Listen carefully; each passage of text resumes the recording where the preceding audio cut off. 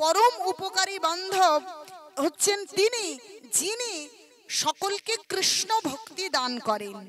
তো এই রকম আছে যে অনেক অনাচারী ব্যক্তিকেও মহৎরা কৃষ্ণ ভক্তি দান করতে পারেন, এমনকি পশু পাখির হৃদয়েও কৃষ্ণ ভাবনামৃতের বীজ বপন করতে পারেন। তাই তো শাস্ত্রে বলা হলো, বৈষ্ণবের দ্বারে যদি হইতাম কুকুর, এটো দিয়ে তরাইতেন বৈষ্ণব ঠাকুর। যে আমার এই সাধারণ জীবন, আমার জীবন একদম 16 আনাই বৃথা। যদি আমি বৈষ্ণবের দ্বারে কুকুর হয়েও জন্মগ্রহণ করতাম, তবু আমার জীবনটা সার্থক হতো, কারণ ওই উচ্ছিষ্ট প্রসাদ পেতাম, নামরূপ প্রসাদ, ভগবানের কথারূপ প্রসাদ পেতাম, আর এই জীবনটা ধন্যাতি ধন্য হতো। এই রকম একজন মহান ভক্তের কথা আলোচনা করব। হ্যাঁ, এটা গোলকের শব্দ, উলুধুনি দিন, কোনো অসুবিধা নেই, সেটা ভালো। তো আপনারা বিখ্যাত ভক্ত শ্যামানন্দ প্রভুর কথা শুনেছেন নিশ্চয়ই। শ্যামানন্দ প্রভু এমন বিখ্যাত ভক্ত ছিল, অনেক অলৌকিক ঘটনা তার জীবনে ঘটেছে। বলছে যদি কেউ নিষ্ঠার সঙ্গে ভক্তি পালন করেন, তার ভেতরে অনেক অলৌকিক ঘটনা ঘটে। সাধারণ মানুষ সেটা বুঝতেও পারে না, বিচারও করতে পারে না। শ্যামানন্দ প্রভু এত নিষ্ঠাবান ভক্ত ছিলেন এবং তিনি ভক্ত সেবা দিতে ভীষণ ভালোবাসতেন। তার এই ভক্ত সেবা, তার সরলতা, এটাই সমস্ত এলাকার মানুষ তাকে পছন্দ করতেন, বিশ্বাসও করতেন। তো একদিন বানপুরে একজন, অনেকে হয় না যে অনেক ধনী লোক আছে, সরাসরি তারা ভক্তি জীবন পালন করতে পারছেন না, কিন্তু তারা অর্থ প্রদান করলেন বা সুযোগ সুবিধা প্রদান করলেন ভক্তদের, যাতে ভক্তি এবং প্রচারটা খুব ভালোভাবে হয়। বলছি এই জগতে অর্থই অনর্থ, অর্থই পরমার্থ। যাদের অনেক অর্থ আছে তারা সেই অর্থ, বলছে টাকা যদি বেশি হয় তাদের ভোগ লালসা এবং ভোগ ঐশ্বর্যের প্রতি আকর্ষণ উত্তরোত্তর বৃদ্ধি পায়। কিন্তু সব ধনী ব্যক্তি একরকম নয়, ওই অর্থকেই পরমার্থ করা যায়। যে আমার তো ধন আছে বা যেটুকু আছে আমি নিজে ভক্তি করতে পারছি না, তাহলে যারা শুদ্ধভাবে ভক্তি করছে এবং ভগবানের সেবা করছে, তাদের ওই সেবায় যদি কিছু দান করে, তাহলে সেই অর্থটাই পরমার্থ হয়। যেমন ডাকাতের হাতে ছুরি আর ডাক্তারের হাতে ছুরি। ডাকাত ছুরি দিয়ে কি করবে? কাউকে হত্যা করবে। আর ডাক্তার কি করবে ছুরি দিয়ে? আরে বাঁচানোর চেষ্টা করবে, পারা না পারা বড় কথা নয়। তাহলে ভক্তর যদি কাছে অর্থ দেওয়া হয়, সে যদি সঠিক ভক্ত হয়, এমন নয় যে সে যে আছে ভক্ত কিন্তু টাকা পয়সা সব অন্য দিক দিয়ে জড় ঐশ্বর্য প্রতি আসক্ত, এরকম নয়। যিনি নিষ্ঠাবান ভক্ত, তার হাতে অর্থ প্রদান মানে সেটা পরমার্থ হয়ে যাওয়া। শ্যামানন্দ প্রভুকে এরকম অনেক ধনী ব্যক্তি বানপুরের কি করেছে, অনেক জমি জায়গা দান করেছে। কেন? তিনি সাধু সেবা করেন। এখন সাধু সেবা করতে গেলে ধান, চাল, আলু, কুমড়ো, সবজি প্রয়োজন। গাভী, সে গাভী চকি করতে পারে না, অনেক জমি জায়গা আছে, প্রভু আপনাকে দিলাম, আপনি সাধুদের সেবা দিন, ভক্ত সেবা দিন, কৃপা করুন। হ্যাঁ ঠিক আছে। এরকম জমিতে সুন্দর তিনি চাষাবাদ করেন। আর কি করেন তিনি? অল্প বয়স থেকে কিন্তু, আর সমস্ত ফসল কেবল সাধু সেবা, তার বাড়িতে কেবল সাধু সেবা। সাধুদের ডাকেন, সাধুরা আসে, সুন্দর সুন্দর পদ রন্ধন হয়। সুন্দর মানে দামি হবে এমন নয়, পরিষ্কার পরিচ্ছন্নভাবে নিষ্ঠার সঙ্গে। যদি সামান্য একটু শাক বা বনের শাক, থোড়, মোচাও রান্না হয়, সেটাই কিন্তু সুন্দর সুন্দর করে পদ রান্না হয়, ভগবানে ভোগ লাগে। আর সেই প্রসাদ তিনি ভক্তদের এবং সাধুদের মধ্যে কে পরিবেশন করেন, সাধুদের সেবা দেন। এটাই তার জীবনের বৃত্তি, খুব আনন্দে আছেন। এখন একদিন কি হচ্ছে, এমন আছে না, ধান নিয়ে জমিতে ওই রোয়া করতে যায়, মানে ওই যে বীজ পাতো দেয়, এরকম দেবার জন্য ধানের বস্তা নিয়ে জমির দিকে যাচ্ছেন, বা ধান বা গম এরকম কিছু। যখন যাচ্ছে, আগেকার দিনে এখনো দেখবেন ভক্তরা একটু দলবল নিয়ে থাকতেই পছন্দ করে। আগেকার দিনে দলটা বড় বড়, একজন মহৎ সাধু যেত তো তার পেছন পেছন 50 জন হরে কৃষ্ণ করতে করতে চলছেন। হ্যাঁ, এরকম ছিল। তো এইরকম একটা সাধুর দল হেঁটে আসে ওই জমির পাশ দিয়ে, রাস্তা দিয়ে হরিনাম করতে করতে। যখন শ্যামানন্দ প্রভু বলেছেন, প্রভু প্রভু প্রণাম করি, আপনারা কোথায় যাচ্ছেন? বলছে গ্রামে গ্রামে ঘুরবে। গ্রাম তো এখান থেকে অনেকটা দূর, আপনি কৃপা করুন, আপনারা কৃপা করুন, এখানে আপনারা একটু বসুন, আপনাদের আমি কিছু সেবার ব্যবস্থা করি, বাজার খুব নিকটেই। এখন ও যে ওই যে বুনতে নিয়ে এসেছিল ধান বা গম যাই হোক, সেইটা বাজারে নিয়ে চলে গেছে। এখন ও তো জমিতে বুনতে এসেছে, নিশ্চয়ই টাকা পয়সার সঙ্গে করে আনিনি, এখন বাজারে গেছে। এখন সাধুদের সেবার জন্য কিছু মিষ্টি, দই, চিড়া, মুড়ি তো আনতে হবে। এখন কি দিয়ে আনবে? তাই সঙ্গে যা দানা শস্য ছিল, সেই দানা শস্যটা বিক্রি করে সেই টাকা দিয়ে মিষ্টি, দই, যা যা পদার্থ হয় সেগুলো কিনে নিয়ে এসে সাধুদের সুন্দর কলাপাতা নিয়ে এসে সুন্দর করে ভগবানকে নিবেদন করে ওখানেই পরিবেশন করেছে। সাধুরা ভীষণ তৃপ্ত হয়েছে এবং আশীর্বাদ করে তারা অন্য গ্রামের দিকে হরিনাম করতে করতে চলে গেছে। এখন শ্যামানন্দ প্রভু কিন্তু তখন ছোট, চিন্তা করছে যে আমি তো বীজ ধানগুলো সব এরকম করে বিক্রি করে খাইয়ে দিলাম, কিন্তু ওগুলো তো আমি এই জমিটা রোয়া করতে নিয়ে এসেছিলাম, এখন আমি বাড়িতে গিয়ে কি বলবো? তিনি কি করেছে, ওই বীজপাত দেওয়ার পর যেভাবে আবার সেই মই টেনে সমান টমান করে সুন্দর করে জমিকে তৈরি করে না, সেইভাবে সুন্দর করে করে দিয়ে বাড়িতে চলে গেছে। হ্যাঁ, বীজ কিন্তু সব বিক্রি করে খাইয়ে দিয়েছে। এখন বাড়িতে গিয়ে কি করছে, ভাবছে মা বাবা তো বকা দেবে, কারণ বীজ তো সে বোনেনি, সে ওই প্রসঙ্গই তুলছে না, কারণ বলতে গেলে তো মিথ্যে কথা বলতে হবে। চুপ করে সে ওইভাবে কোনো রকমে দিন কাটাচ্ছে। কিছুদিন পরে, 15 দিন পর, কিছুদিন পরে ওই গ্রামের লোক ভাবছে আমাদের সবার ধান কেমন হলুদ হলুদ, কেমন যেন রুগ্ন শুষ্ক, আর এই শ্যামানন্দ প্রভুর জমি বাপরে বাপ হারা ভরা। হারা ভরা মানে কি? মানে একদম কালো কালো সবুজ, বটল গ্রিন ধান। দেখো না যে খুব সতেজ, গাছগুলো কেমন সবুজ, সেইটা দেখে ভাবছে আমাদের ধানগুলো এমন, আর এর ধানগুলো এত সুন্দর, তাহলে এ নিশ্চয়ই কিছু উন্নত মানের কিছু সার বা কোনো কিছু প্রয়োগ করে। কি প্রয়োগ করলে এত ভালো ধান হয় আমার সেইটা জানা দরকার। জানতে গেছে, আসলে তো বীজ যেখানে বোনাবার সেই আসল জমিতে বুনে গেছে, সেটা তো আর বুঝতে পারছে না। এখন শ্যামানন্দ প্রভুর কাছে গেছে, গিয়ে বলছে, আচ্ছা প্রভু, আপনার জমিটা দেখে এলাম, আনন্দে মন ভরে গেছে, একটা কৃপা যদি করতেন, আপনার জমিতে আপনি কি ব্যবহার করেছেন যে এত সুন্দর, যে সেই ধানের দিকে তাকিয়ে একদম হৃদয়টা জুড়িয়ে যাচ্ছে, কি সেখানে দিয়েছেন? বলছে, দেখুন প্রভু, আমার সঙ্গে রসিকতা করবেন না, আমি জানি আসলে আমি কি করেছি, তাই আমাকে আর কি মিথ্যের জন্য আমাকে ছোট করে দেবেন না প্রভু, ও কথা বলবেন না, আমি অপরাধী, আসলে পিতামাতা তো বীজ নিয়ে গিয়েছে, আমি অপরাধী, ও কথা বলবেন না। বলছি, কেন অপরাধী, আপনি কি বলছেন? বলে, আরে আমি ওখানে কোনো বীজ বপনই করিনি। বলছি, আপনি কি বলছেন? সেখানে যে এত সুন্দর ধান হয়েছে আপনি চিন্তাই করতে পারবেন না।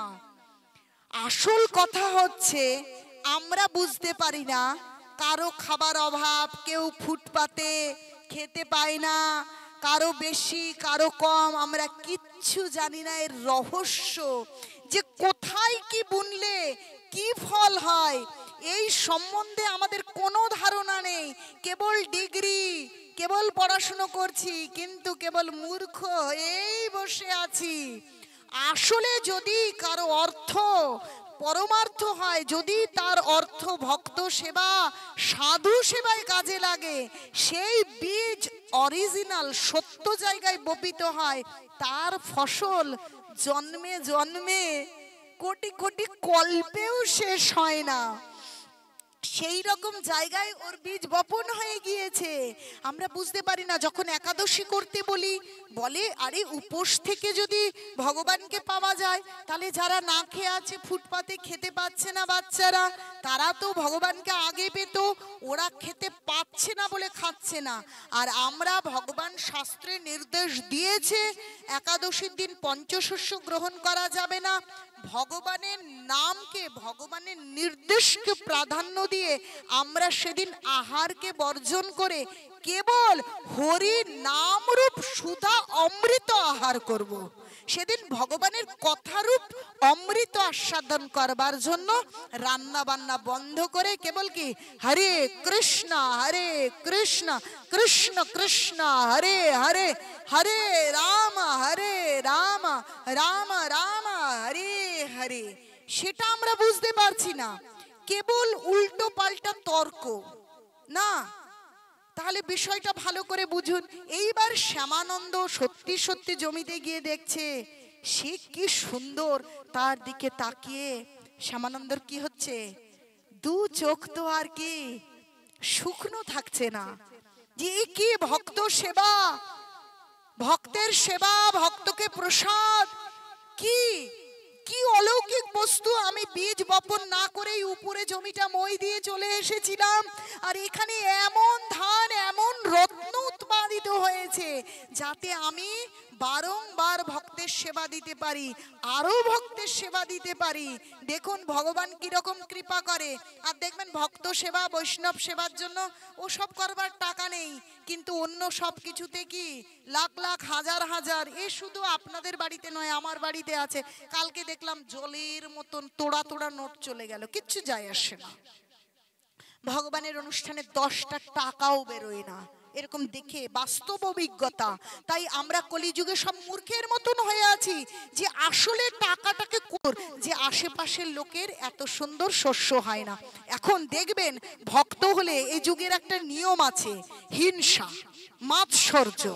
কি করবে যারা জড়জাগতিক লোক, তারা ভাববে ও ভালোই আছে, কাজ নেই কর্ম নেই, দেখো কি সুন্দর খাচ্ছে পড়ছে, কি সুন্দর চিন্তা নাই ভাবনা নেই, কি সুন্দর আছে।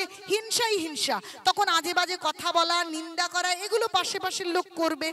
এখন ওই রাজ্যে একজন নতুন নবাব এসেছে, সেই নবাব যখন খোঁজ পেয়েছে এইরকম কিছুটা জমি আছে, তাতে অপূর্ব শস্য হয়।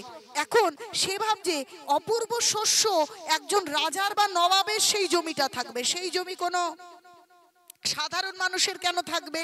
তাহলে ওই জমির গুণ আছে, চারিপাশে ভালো শস্য হচ্ছে না, ওই জমিগুলোতে ভালো শস্য হয়, তাহলে উন্নত শ্রেষ্ঠ শস্য ক্ষেত্র তো রাজার এবং নবাবের থাকবে, সেটা কোনো প্রজার থাকবে? এটা তো ভালো নয়। তিনি টকবক করে সেই ঘোড়া হাঁকিয়ে এসে কি করছে, এই জমি কার? শ্যামানন্দ প্রভুর। তার থেকে সমস্ত জমি সম্পদ এবং তার বাড়িতে যত শস্য মজুদ ছিল, কি বীজ এখানে বপন করে এত সুন্দর হয়, সমস্ত কিছু লুটপাট করে নিয়ে চলে গেছে। এখন যখন লুটপাট করে নিয়ে গেছে, বলছে কখনো কখনো গুরুদেব শিষ্যকে মনে করেন। শুধু যে শিষ্যরা বিপদে পড়লে গুরুদেবকে স্মরণ করেন তা নয়, বলছে শিষ্য এমন এমন শিষ্য আছে, বলে না বাঁশের চেয়ে কঞ্চি ধার, এমন এমন মাস্টার আছে, সেই মাস্টারের তৈরি ছাত্র অনেক অনেক লম্বা যায়, অনেক অনেক দূর বিস্তৃত হয়। তো এখন সেই সময় শ্যামানন্দ প্রভু মনে করছেন, মনে করে পত্র লিখছেন, পালন করি, তার যেন কখনো অন্যথা না হয়। গুরু মহারাজ বারবার আমাদেরকে বলছে, যদি ভক্তি করতে হয়, যদি কৃষ্ণ ভক্তির উন্নতি করতে হয়, পারমার্থিক কল্যাণ করতে হয়, তাহলে 4 নিয়ম পালন করতে হবে। কখনো তাস পাশা জুয়া লটারি খেলা চলবে না, মদ বিড়ি সিগারেট নেশা জাতীয় জিনিস গ্রহণ করা চলবে না, আমিষ আহার করব না, বিবাহ বহির্ভূত যৌন সঙ্গ কখনো কখনো নয়, আর জপ করব, ভগবানের নাম 16 মালা করে জপ করব এবং ভগবানের নিবেদিত প্রসাদই গ্রহণ করব। কখনো অনিবেদিত বস্তু গ্রহণ করব না। অনিবেদিত বস্তু গ্রহণ করা মানে প্রতি গ্রাসে পাপ ভোজন করা। আচ্ছা, পাপী লোক কখনো সুখী হতে পারে? তাহলে আমরা গুরু গ্রহণ করেছি, ভগবানের ধাম সেই করে পালন করতে হবে। সে আমাদেরকে ভুল ভেবে কে কি বললো তার কথা, আরে চিলে কান নিয়ে গেছে, কানের পেছনে দৌড়ালাম, দেখলাম কান তো কানের জায়গায় আছে, চিল খুঁজতে খুঁজতে অনেক দূর চলে গেলাম। না, সেরকম নয়। নিজেকে প্রশ্ন করতে হবে যে আমার জায়গাটা কি, আমার জায়গাটা কেমন, আমি কি করছি। বা কখনো যদি কোনো অপরাধের, কোনো পাপের, কোনো অন্যায়ের হাতছানি আসে, তাহলে গুরু গৌরাঙ্গের কি কৃপা চেয়ে নিয়ে সরে আসবার চেষ্টা করে ভক্তিতে স্থির থাকবার চেষ্টা করতে হবে। এই হচ্ছে শিষ্য। শ্যামানন্দ প্রভু এরকম ওনার শিষ্যকে এতটা বাধ্য দেখে তিনি ভীষণ অভিভূত হলেন আর সমস্ত ঘটনা খুলে বললেন। নতুন নবাব এসেছে, তিনি এই সমস্ত জমি জায়গা এবং সমস্ত শস্য যা মজুদ ছিল সব নিয়ে চলে গেছে। এখন আমার ভক্ত সেবা, সাধু সেবা হবে কি করে? যেন তেন প্রকারে তুমি সমস্ত কিছু জয় করে নিয়ে আসো, কারণ ভক্ত সেবা করতে হবে। বলছে একজন ভক্ত ক্রোধ দেখাতে পারে, একজন ভক্ত তেজ দেখাতে পারে, একমাত্র ভগবানের কি সন্তুষ্টি বিধানের জন্য, সাধু সন্ত ভাগবত এবং ভক্তির জন্য তেজ দেখানো যেতে পারে, কৌশল অবলম্বন করা যেতে পারে। একমাত্র ভগবানের সেবার জন্যই সবকিছু করতে হবে আমাদের। তাই গীতা বলছে, যেতু সর্বাণি কর্মাণি ময়ি সংনস্য মৎপরা অনন্য দেব যোগের মাং ধ্যান্তে উপাসতে। যে সমস্ত কর্ম করছো দেখতে হবে সেই কাজের প্রত্যেকটা পদক্ষেপ উদ্দেশ্য ভগবান কিনা। তাহলে আজ ওই জমি জায়গা সমস্ত শস্যকে ফিরিয়ে আনার উদ্দেশ্য সাধু সেবা, ভক্তদের সেবা। তুমি যাও, তুমি কি যেন তেন প্রকারে সমস্ত কিছু ফিরিয়ে নিয়ে এসো। সবাই জানে এই রকম অনাচারী নবাবের কাছে যাওয়া মানে তার মৃত্যু অবশ্যম্ভাবী। কিন্তু শ্যামানন্দ প্রভুর কোনো ভয় নেই। কেন ভয় নেই? বলছে গুরু আজ্ঞা বহন করছে। গুরু কৃষ্ণ অভেদ জানবে যে কৃষ্ণের সমস্ত শক্তি গুরু মহারাজ আমাদের কাছে এনে দিচ্ছে। ধরুন একজন আপনার কাছে টাকা পাঠাচ্ছে, সেই টাকাটা তো কাউকে বহন করে নিয়ে আসতে হবে আপনার কাছে। তাই কৃষ্ণের যত শক্তি, রাধা কৃষ্ণের যে বিষয়, সমস্ত বিষয় গুরুদেব আমাদের কাছে প্রেরণ করছেন। তাই বলছে গুরু মহারাজ আমাকে আজ্ঞা প্রদান করেছে, অতএব আমার ভয় কিসের? মৃত্যু হলেই কি, বেঁচে থাকলেই কি, জীবনের কোনো পরোয়া নেই। কিন্তু নবাবের কাছে যারা কাজ করে, ওই রসিক মুরারির কত জানা পরিচয় ছিল, তারা নবাবের মন্ত্রকে চাকরি করে। তারা বলছে প্রভু ওই নবাব কিন্তু একদম ভালো নয়, ভীষণ অনাচারী, আপনার প্রাণ সংশয় রয়েছে, আপনার মৃত্যু আসন্ন, আপনার ওখানে যাওয়া চলবে না। কিন্তু বারবার বলছে না, এরকম কোনো বিষয় নয়। প্রকৃত নিষ্ঠাবান ভক্তের কোনো ভয় থাকবে না, মৃত্যুতে তার কোনো ভয় থাকবে না, কারণ সে সব সময় জানছে আমার এই শরীর থাকলেই কি না থাকলেই কি, আমি হচ্ছি কি কৃষ্ণের, আমি ভগবানের। অতএব আমি যেখানেই থাকি আমি ভগবানের। এই শরীর আসলে মৃত্যু তো শরীরের হয়, আসলে মৃত্যু তো আত্মার হয় না। আমার আত্মার আসল আশ্রয় স্থল হচ্ছে গোবিন্দ চরণ। আমি গোবিন্দ চরণেই আছি। আমার কোন শরীর থাকলো আর কোন শরীর থাকলো না তাতে আমার কি আসে যায়? তাই তো ওই জড় ভরত খড়গ, সেই বলির যে খড়গের মধ্যে তার মাথা ঢোকানো রয়েছে, কিন্তু তার কোনো কি, তার কোনো ভয় নেই, তিনি বিচলিত নয়, স্থির হয়ে আছেন। আমি তো কৃষ্ণের, আমি আত্মা, আমাকে দিক না বলি দিয়ে, অনেকগুলো বুলেট ঝাঁঝরা করে দিক না, কি হয় তাতে? আমি তো আত্মা, আমি ভগবানের অংশ, আমার কাজ ভগবানের চিন্তন করা, ভগবানের সেবা করা, ওতে আমার কিছুই হয় না। তো রসিক মুরারিকে 3 দিন জোর করে ওই ভক্তগুলো আটকে রেখেছে। তারপরে বলছে না আমি আর থাকবো না। ওদিকে নবাব বলছে, নবাব খবর পেয়েছে গুপ্তচরদের দ্বারা যে রসিক মুরারিকে আটকে রেখেছে। বলছে ও তোমাদের ভক্তের নাকি কত শক্তি, যে সে আমার সঙ্গে দেখা করবে বলে এসেছে, তাকে তোমরা আটকে রেখে দিয়েছো। তোমাদের এত শক্তি থাকে ছেড়ে দিয়েই দেখো না। আর এদিকে রসিক মুরারি বলছে আর আমি কি ওই রকম কাপুরুষ, ওরকম ভীত সন্ত্রস্ত যারা ভগবানের ভক্তি করে না, যারা ভগবানকে জানে না, তারা ওরকম ভয় পাবে, আমি কেন ভয় পাবো? অভয় চরণে যার মতি, তার আবার ভয় কিসের? আমি যাব, খবর দাও। এখন ষড়যন্ত্র, নবাব কি করেছে, একটা সুন্দর পালকিতে নিয়ে আসবার জন্য পাঠিয়েছে। আর রসিক মুরারি মেজাজের সঙ্গে সুন্দর গিয়ে পালকিতে বসেছে। আসলে তার ভেতরে কি চলছে? হরে কৃষ্ণ হরে কৃষ্ণ কৃষ্ণ কৃষ্ণ হরে হরে, হরে রাম রাম রাম হরে হরে। বলছে যে নাম সেই কৃষ্ণ ভজ নিষ্ঠা করি, নামের সহিত আছে আপনি শ্রী হরি। নাম চলছে মানে স্বয়ং ভগবান। তো ওরকম করে যাওয়ার পর কি করেছে ষড়যন্ত্র জানেন? এক হাতিকে মাতাল করে রেখেছে, ওই মদিরা পান করিয়ে মাতাল করে রেখেছে। আর তার মাহুত বারবার সেই এমন হয় না, একটা শেকল, তার মধ্যে ছোট ছোট বল, আর তার মধ্যে সেই পেরেকের মতন কাঁটা লাগানো, আর সেটা দিয়ে বারবার বাড়ি মেরে তাকে এমন যন্ত্রণা, এমন পাগল করে রেখেছে। আর সেই পাগলা হাতিকে ছেড়ে দিয়েছে। আর ওই পালকি করে রসিক মুরারিকে নিয়ে এসে ঠিক পাগলা হাতিকে ছেড়ে দেয়, ওইখানে ছেড়ে সবাই পালিয়ে চলে গেছে। আর ওই দোতলা তিনতলা উপরে রাজা মন্ত্রী সব দাঁড়িয়ে দাঁড়িয়ে নবাব দেখছে। দেখি কেমন বড় ভক্ত সেবা, বড় বৈষ্ণব, দেখি মজাটা কেমন হয়। এখন রসিক মুরারি কিন্তু স্থির, দৌড়ে আসছে পাগলা হাতি।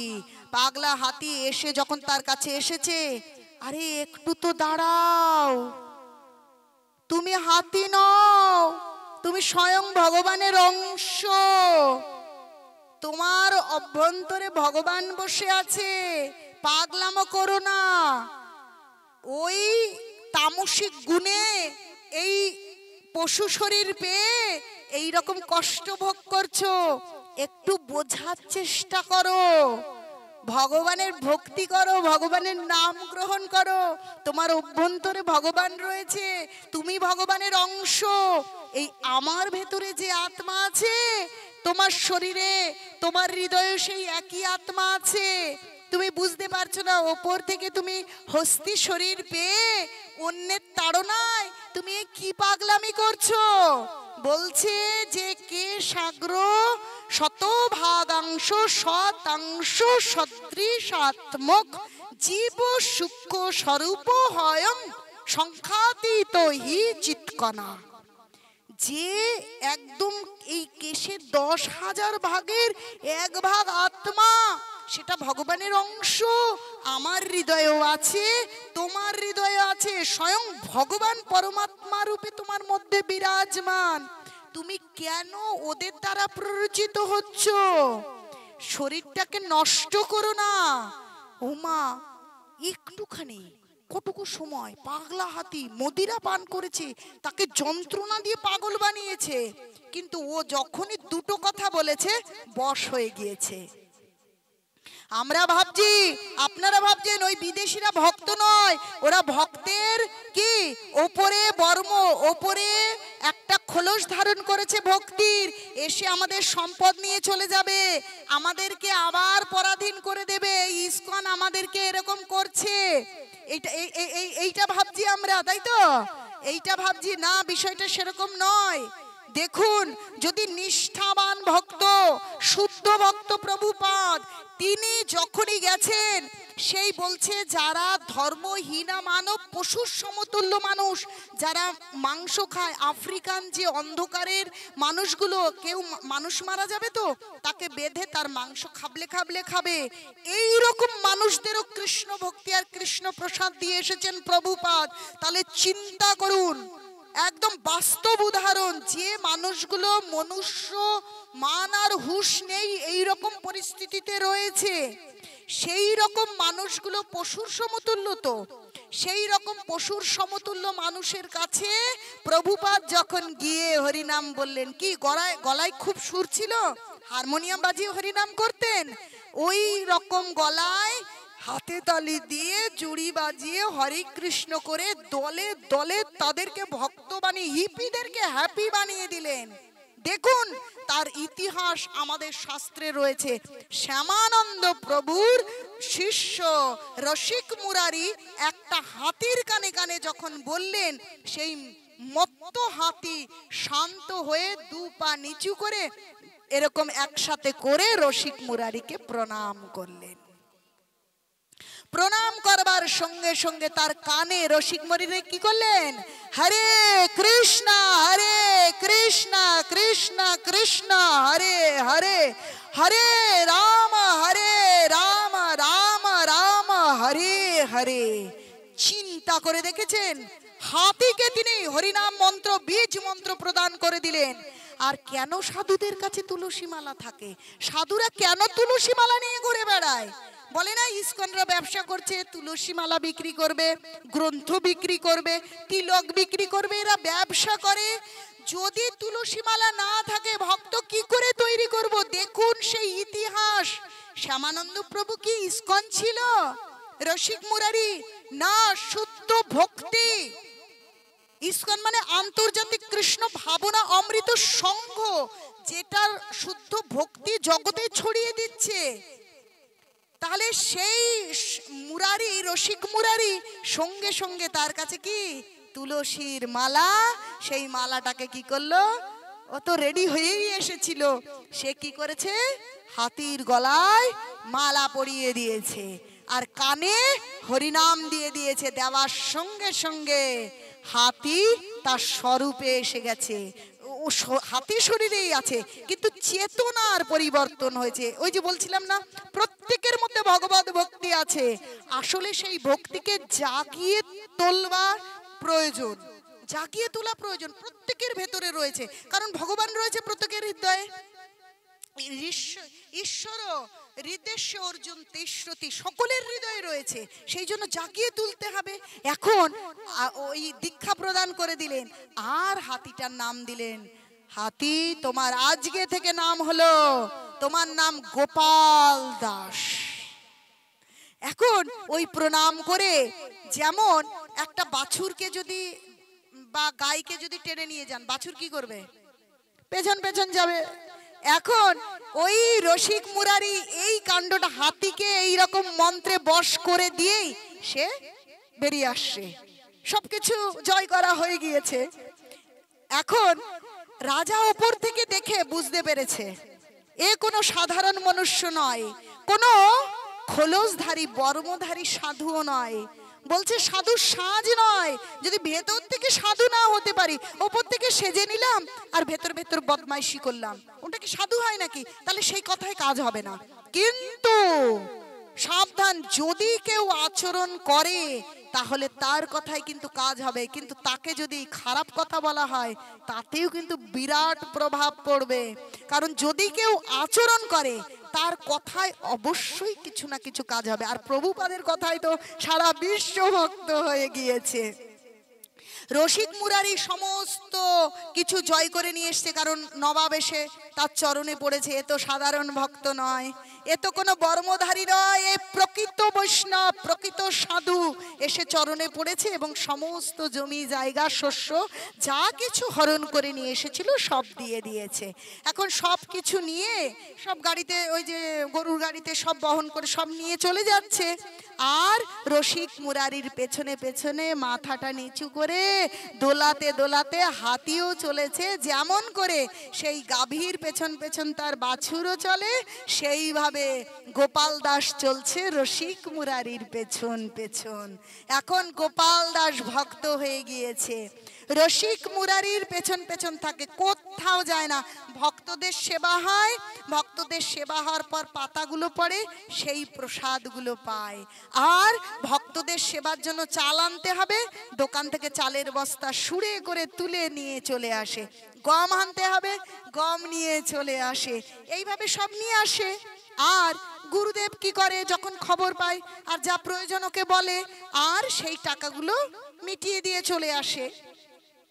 এখন একদিন তার উপর নালিশ হয়েছে, বলছে এই আপনার গোপাল দাস কি করে জানেন, এক বস্তা গম আনে আর দোকানে গিয়ে আরেক বস্তা খেয়ে ফেলে, কারণ ওই তো প্রসাদ পায়, শেষে গিয়ে ওই উচ্ছিষ্ট পাতার সামান্য, কিন্তু শরীর তো এত বড়, এখন ও ওই আনতে গিয়ে এক বস্তা আনে আরেক বস্তা খেয়ে ফেলে। এখন এই নালিশ হয়েছে গুরুদেবের কাছে। গুরুদেব বলছে গোপাল দাস কখনো দ্রব্য না দাঁতে কাটবে, দ্রব্য, এই যে যত কিছু জগতে দেখছেন সব দ্রব্য নয় প্রসাদ, কখনো কোনো দ্রব্য তুমি দাঁতে কাটবে না যতক্ষণ না ভগবানের নিবেদন না হচ্ছে। ভগবানের নিবেদিত একমাত্র প্রসাদই তোমার প্রাপ্য, এটা যেন কোনো অন্যথা না হয়। এই নালিশ হলে গোপালকে শাসন করলো। দেখুন, আমরা ভক্তি জীবনে কোনো একটা বিষয় এদিক ওদিক হতে পারে, কিন্তু নিজেরা আলোচনা না করে, দেখুন গুরু মহারাজের কাছে নালিশ গেছে, গুরু মহারাজ ওর দোষটাকে যখন আশীর্বাদ করে ওকে শাসন করেছে, বলছে শাসন করলে দোষটা গুণে পরিণত হয়ে যায়, আর কখনো ভগবানের প্রসাদ ছাড়া গ্রহণ করবে না। এই প্রতিজ্ঞা নিয়ে নিল গোপাল দাস, আর কখনো কোনো জায়গায় গিয়ে একটা দানাও সে কাটে না। সে ভক্তরা পাওয়ার পর ওই প্রসাদ পায়, যেহেতু গুরু কৃপা হয়ে গেছে, ওই প্রসাদেই ভীষণ আনন্দে আছে গোপাল দাস। এখন এই যে এইভাবে সাধু সেবা হচ্ছে, আর গোপাল দাস একটা হাতি হয়ে এরকম করছে, তো বলে না নিন্দুকের আর হিংসার লোকের এ জগতে কিন্তু অভাব নেই, ভালো জিনিসের অভাব, কিন্তু এই কুটিলতার অভাব নেই। বলছে দেখো এমন হাতি ওই সাধুদের যখন পোশাক দরকার শীতের পোশাক নিয়ে এসে দিচ্ছে, বা চাল দরকার ডাল দরকার ভিক্ষা করে এনে হলেও দিচ্ছে। সবসময় যে টাকা দিয়ে দিচ্ছে তা নয়, গিয়ে ভিক্ষা করে, সাধুদের সেবার জন্য আমাকে কিছু ভিক্ষা দিন না, এইভাবে ভিক্ষা চেয়ে চেয়ে নিয়ে এসে করে। এখন এর ভেতরে খুব হিংসা হয়ে গেছে যে এই হাতিকে বন্দি করতে হবে, বন্দি করে এর একটা শিক্ষা দিতে হবে।